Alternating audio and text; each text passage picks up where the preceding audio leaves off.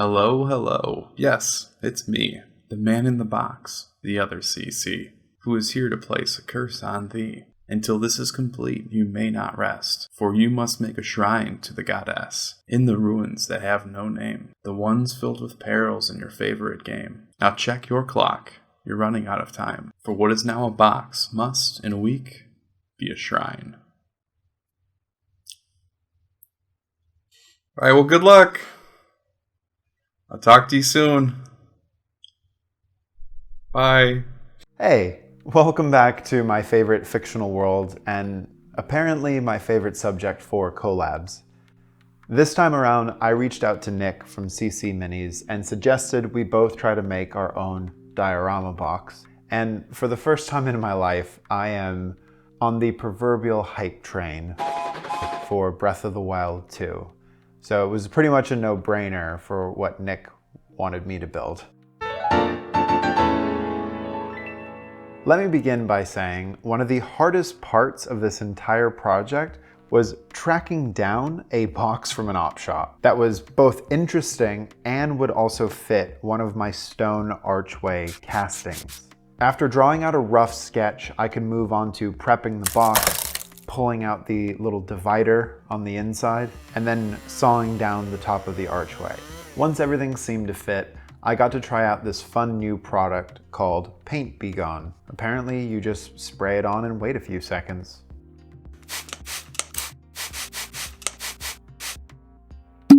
Wow! With the box prepped and ready, it was time to make some arches. Using my stone gateway as a template, I started to guesstimate some different sizes and shapes for the Gothic archways. Using recycled sheets of paper, I could fold, draw, and then cut multiple arches until I found the right size.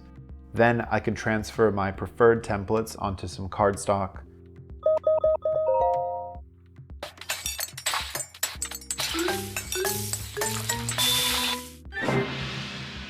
and once I was happy with the orientation, glue them into place. With a little more time and patience, you could do all of this on a computer and print out exact templates, and you'd probably get a better fit. But until I own a laser cutter, I'm not worried about perfection. For painting the stone surfaces, I mixed my own gray paint through the whole project to get some subtle variations here and there. For texture, baking soda has become my best friend. Now that the cardstock has a bit of structure, it was ready to be glued into the box. I then used the deeper section to experiment with brown and black washes, since this half of the box won't be seen as much with the gate in front of it. I then did an overbrush with mostly white and a little gray, and finally used my ultimate green wash to start building up the moss, giving this diorama just a little hint of color. To sculpt our miniature Hylia, I started with the usual aluminum foil base and a thin coat of original Sculpey. I quickly realized that our mini Grace was a bit too thick, so I gave her just a bit of a squish. Oh! That's better. Next, we coat her with some gray Sculpey, which will not only be stronger after it's baked, but is much firmer and better for detail work. Once her collar was popped, I rolled out a pancake for her face and slapped it on.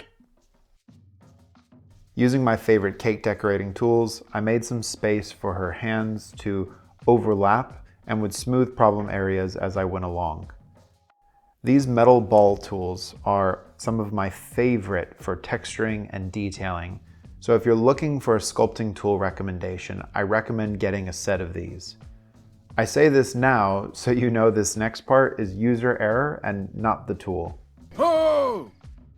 At this point, I ended up starting all over again.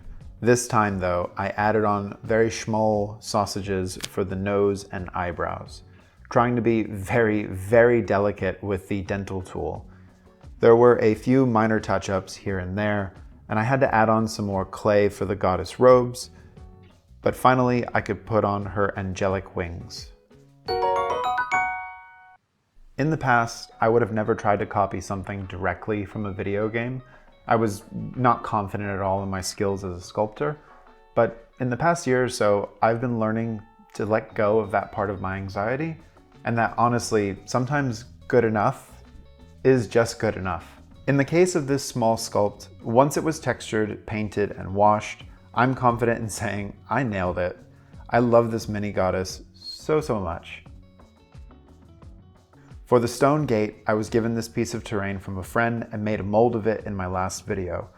After gluing it to some cardstock that fit almost perfectly into the box, you can probably work out the routine for getting it finished.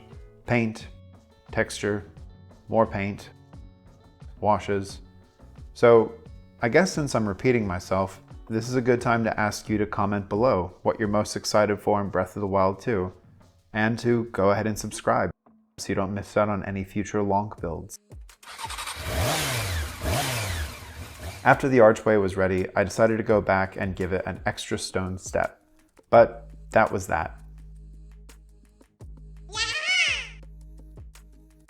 Once I chose some dank greens from my flock stock, I could touch them up with a darker green paint to better fit the tone of this diorama, while trying my best to glue it down as random as possible.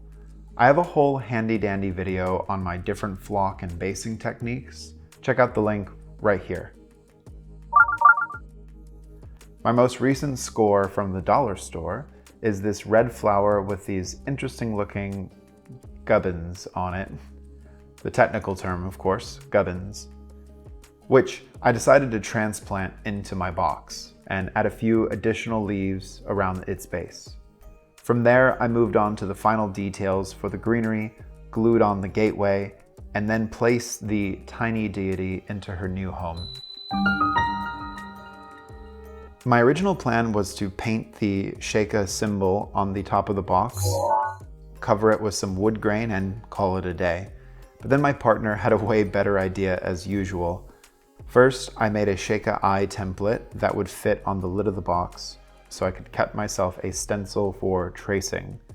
Then I began to paint lighter and lighter shades of blue in my attempt at a glowing effect for the symbol.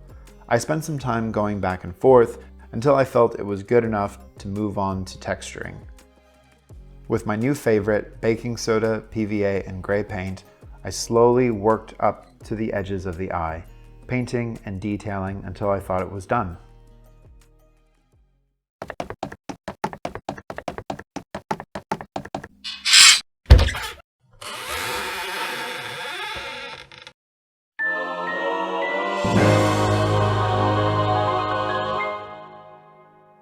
I want to take this time to say thank you to my patrons, Dallas Delaney, Keisha Kitty, Jordan Reynolds, and Fiverr. I am completely blown away by your generosity, and this is going to be a huge help to all my future projects and videos.